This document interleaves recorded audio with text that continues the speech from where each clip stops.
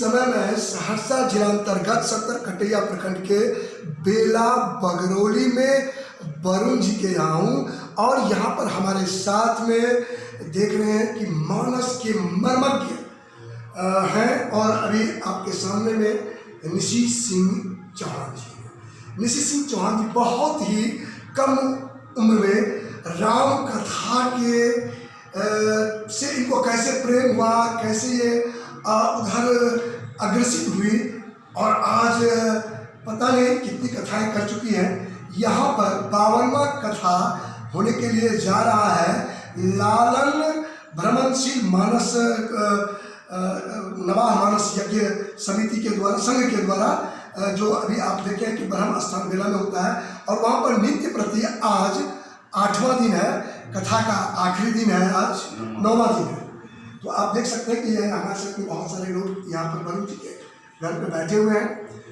तो सबसे पहले मैं आपका स्वागत है न्यूज़ 24 व्यूज़ में।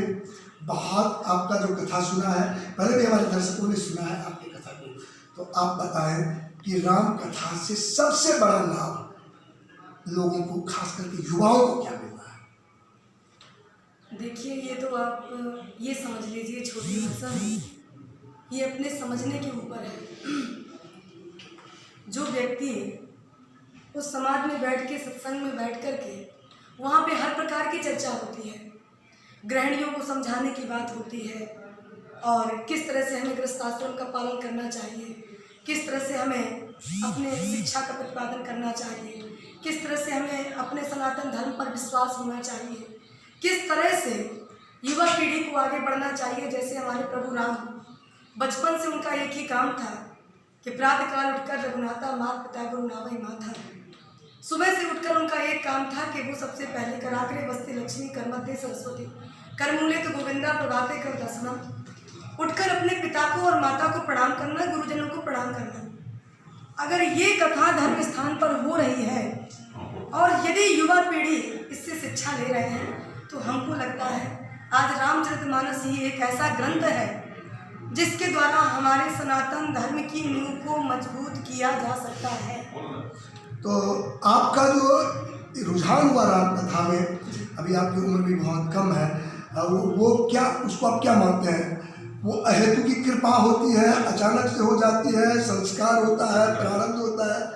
आपका क्या व्यक्तिगत है? देखिए, दर्शकों से हम तो इतना कहेंगे कि जैसे मैंने अभी भैया से शेयर किया कि पाप और पुण्य के कुछ बीज हमारे प्रारब्ध से पड़े रहते हैं, जो अगर सत्संग मिल गया तो सत्संग रूपी बीज फलीभूत हो जाता है और यदि कुसंग मिल गया तो कुसंग रूपी जीव फलीभूत हो जाता है। तो जो मेरे अंदर राम कथा कहने की जो प्रेरणा जागृत हुई, तो मेरे गुरुदेव लखीमपुर खीरी के हैं, उनका पूज्य श्री रमेश भाई शुक्ल के नाम से वो जाने जाते हैं और इस भारतवर्ष में उनकी अनेकों कथा और बड़े ऊंचे लेवल पे हो रही है। वो पहली बार हमारे गांव पुरारा हमीरपुर जिले में कथा कहने आए और उनके माध्यम से श्रोताओं ने जब कथा सुनी तो उस जगह पर हम भी विद्यमान थे। तो उनके द्वारा कथा सुनने के बाद हमारा राम कथा पर रुझान हुआ और भगवान ने उनके आशीर्वाद के द्वारा आज हमें इस मार्ग पर लाए, जो मुझे संसार का सर्वश्रेष्ठ मार्ग है। नंबर आने वाला है, लोग पहले ही 1 जनवरी में पूर्व शुभकामना देने लगते हैं, हैप्पी न्यू ईयर। इसके बारे में आपका क्या कहना है? देखिए, ये 9 वर्ष तो हमारे लिए एक गौरव का विषय है।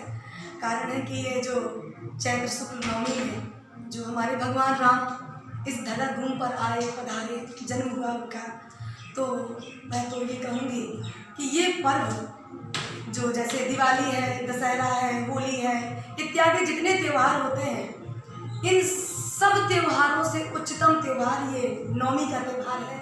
इसके लिए इसे हमें आगे बढ़ चढ़ कर इसमें हिस्सा लेना चाहिए और इसमें हमारी माताएं और हमारे माने पुरुष भी व्रत रखते हैं, माता रानी के नवरात्रि रहते हैं और ये सब हमें हमारे लिए गौरव की बात है। क्या कुछ कह रहे हैं आप यहाँ के बारे में? पूछ रहे मैं ये जानना चाह रहा हूँ उनसे कि ये मिथिलांचल में सीता माता जानकी की भूमि पर ये उनका कथा वाचन चल रहा है, कैसा महसूस हो रहा है इनको, और यहाँ के श्रोता के और यहाँ के माहौल के बारे में कुछ बताइए। जी, कैसा अच्छा, लगा अब आपको? मैं आप लोगों से एक विनती करूँ, माने विनती।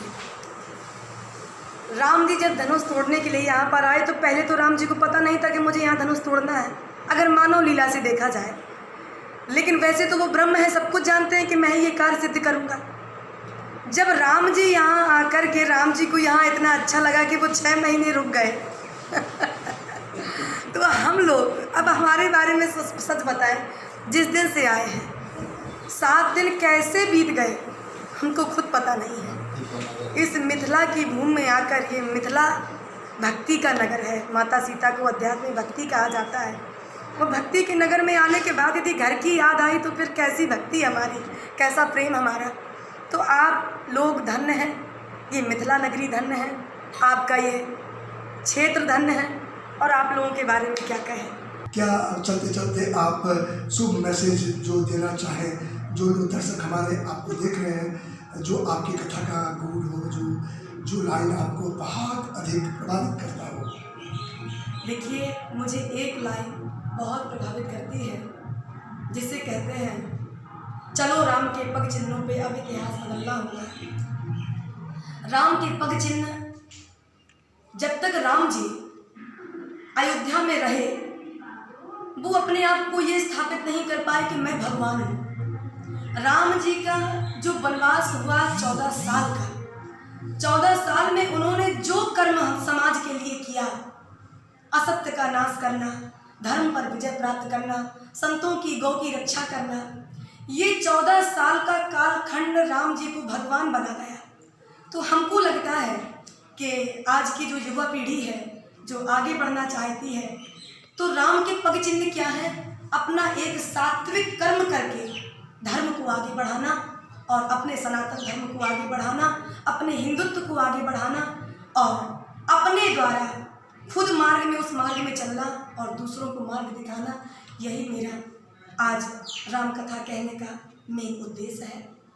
और आप जैसा भी कहें। जैसा कि इन्होंने कहा कि आप जैसा भी कहें, तो पूरे क्षेत्र में इनके कथा की चर्चा सुबह शाम होती रहती है, और लोग कहते हैं कि वाह, कथा सुन करके आज के भाग के दौर में, आज के टेलीविज़न के दौर में लोगों को एक शांति सी अनुभूत हो रहा है। कैमरा पर्सन के साथ में हरिशंकर तिवारी, बेला बगरौली, 70 कटैया, सहरसा, बिहार।